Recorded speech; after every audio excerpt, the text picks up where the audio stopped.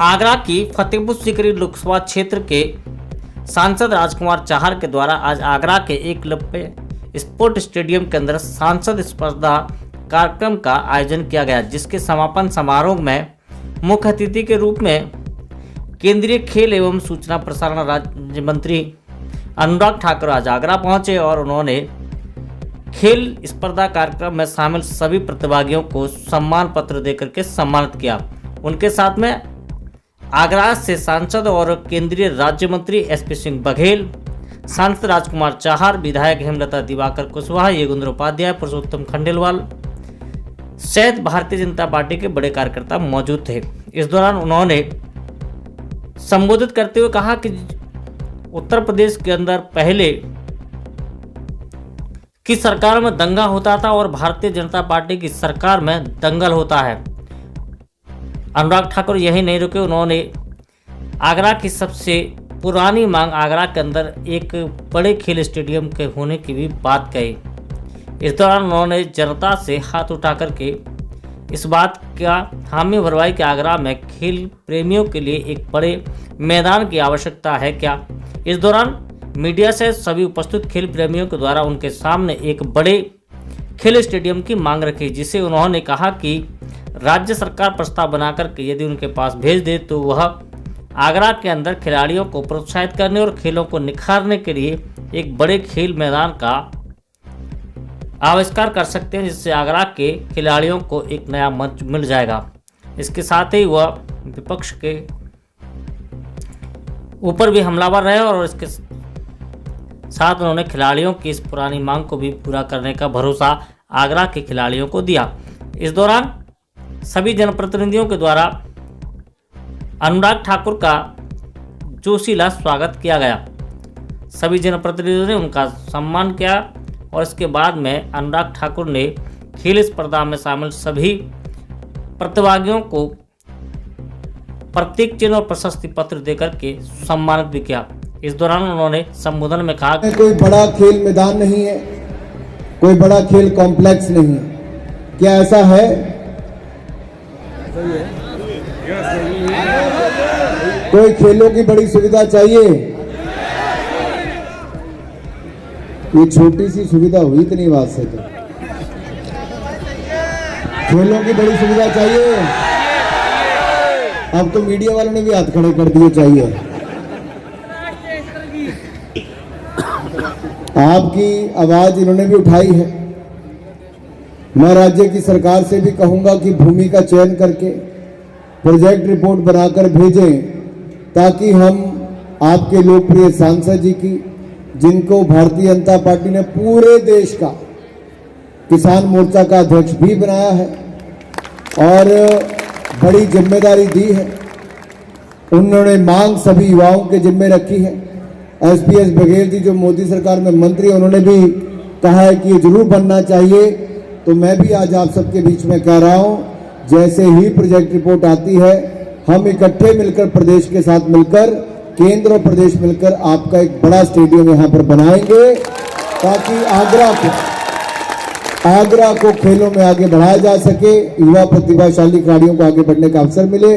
आपने मुझे बुलाया। आगरा के एकलव्य स्पोर्ट स्टेडियम में अनुराग जी ने सांसद खेल स्पर्धा कार्यक्रम में पहुंचे अनुराग ठाकुर ने जहां पर मीडिया से बात करते हुए आगरा की सबसे पुरानी मांग स्टेडियम को पूरा करने का भरोसा दिया, तो वहीं पर उन्होंने देश विरोधी गतिविधियों में लिप्त कई यूट्यूब चैनलों और वेबसाइटों को बंद करने की बात भी कही। मीठे के लिए मशहूर था, लेकिन राजकुमार चाहर जी ने खिलाड़ी और खेल के लिए मशहूर किया। सांसद खेल स्पर्धा अपने आप में एक शानदार आयोजन हमारे लोकप्रिय सांसद और हमारे किसान मोर्चा के राष्ट्रीय अध्यक्ष आदरणीय राजकुमार चाहर जी ने किया है। ये उत्तर प्रदेश में एक ऐसा सफल प्रयोग है कि एक के बाद दूसरे सांसद ने, लगभग सभी सांसदों ने, क्योंकि माननीय बघेल जी भी हम सबके बीच में हैं, इनका बहुत शानदार आयोजन था। युवा खिलाड़ियों को एक प्लेटफॉर्म दिया है अपने टैलेंट, अपनी प्रतिभा को दिखाने का, कुछ कर दिखाने का, नाम कमाने का, खेलों में आगे बढ़ जाने का, राज्य और देश के लिए खेलने का एक जज्बा जगाने का।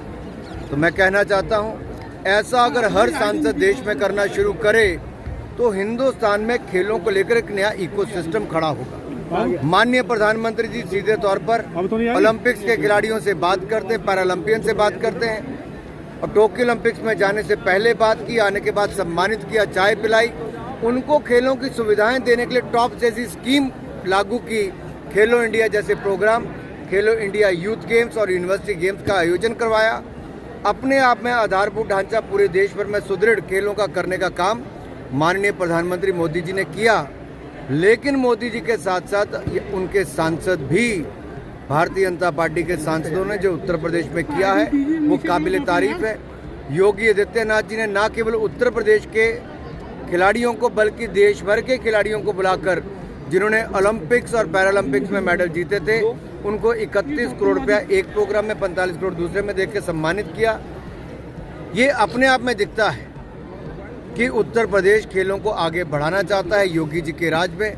तो मैं इसीलिए कई बार कहता भी हूँ कि भाजपा राज में दंगल हो रहे हैं, सपा राज में दंगे होते थे। और इन पिछले 5 वर्षों में आपने गुंडा राज मुक्त उत्तर प्रदेश भी देखा है और ये नया प्रयास है कि अब खेल युक्त हो, विकास युक्त हो, उस दिशा में हम लोग आगे बढ़े। और मुझे लगता है ऐसे आयोजन हर साल होंगे तो खिलाड़ियों को आगे बढ़ने का अवसर मिलेगा। आपके सवाल से और राजकुमार चाहर जी की मांग से ये स्पष्ट तौर पर पता चलता है कि यहाँ पर खिलाड़ियों में जुनून भी है, जज्बा भी है, देश के लिए खेले भी हैं। खेल सुविधाओं का और सुधार होना चाहिए, खेल स्टेडियम बनना चाहिए। जब जनता की चाह हो, मीडिया सामने रख रहा हो, यहाँ के सांसद ने पूरी ताकत के साथ रखा हो, तो दुनिया की कौन ताकत रोक सकती है यहाँ पर स्टेडियम बनने से। सर अगली बार क्योंकि सरकारों ने बहुत घोषणा की, चाहे यूपी की सरकार हो चाहे केंद्र की हो, लेकिन अमली जामा आज तक आगरा को नहीं हो। मैं पहली बार किसी खेलकूद के आयोजन में आगरा आया हूँ और आज आप सबके बीच में भी हूँ। इसलिए मैंने राजकुमार जी से कहा भी है कि हम तीनों मिलकर, माननीय एस बघेल जी भी हैं, राजकुमार चाहर जी भी हैं, मैं भी आप सबके बीच में मौजूद हूँ, कि हम यहाँ पर एक अच्छा खेलों की सुविधाओं का निर्माण करें। यहाँ की रिक्वायरमेंट क्या है उसको पूरा करें ताकि हमारी विभिन्न खेलों के खिलाड़ियों को आगे बढ़ने का अवसर मिले और आगरा का अपने खेलों की अच्छी सुविधाओं का एक स्टेडियम का सपना भी पूरा हो। सर 2 वेबसाइट 20 यूट्यूब चैनल बंद करेंगे सर। ये जो कहा आपने कि 20 यूट्यूब चैनल बंद किए, एक अच्छा सवाल है। 20 यूट्यूब चैनल किसके थे? सीमा पार पाकिस्तान से बैठकर भारत को बांटने का काम करने वालों के। नया पाकिस्तान ग्रुप के नाम से चलने वाले 15 ऐसे अलग अलग नामों से चलने वाले चैनल हो, 5 अलग से यूट्यूब चैनल हो, जो भ्रम फैलाते थे, भय फैलाते थे, देश को तोड़ने का काम करते थे, उनके खिलाफ हमने कानून के तहत कार्रवाई की है।